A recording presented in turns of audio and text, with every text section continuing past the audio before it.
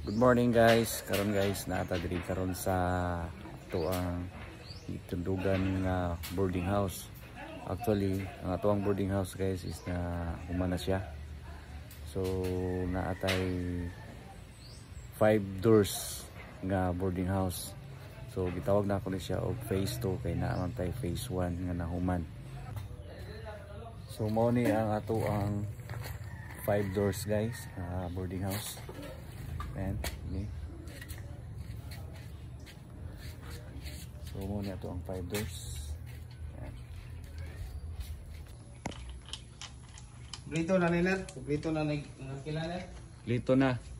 So muna ang ato ang 5 doors. So ang ato ang 5 doors na siya ay sariling check meter. So kung panalitan o ikaw kung unsay mo ang mga gamit sa sulod, kung na kay freezer, kay aircon, rice cooker, so mahibawaan kung unsa ka pila ka kilowatt hour ang imuhang na gamit na consume. So oni ang ato nahuman na 5 doors. So kini ato ang 5 doors guys.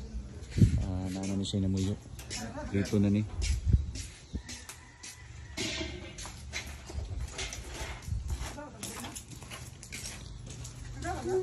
So ipakita na ko sa inyo karon ang sulod sa ato ang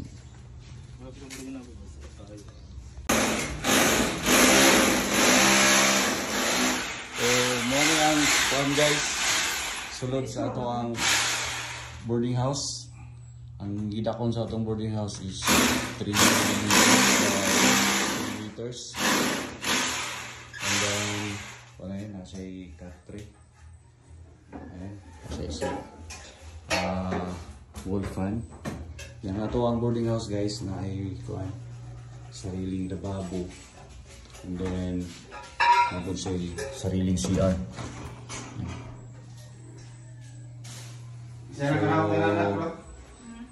Karon kay ang ato ang boarders kay nag-request man siyang magpabutang siya aircon.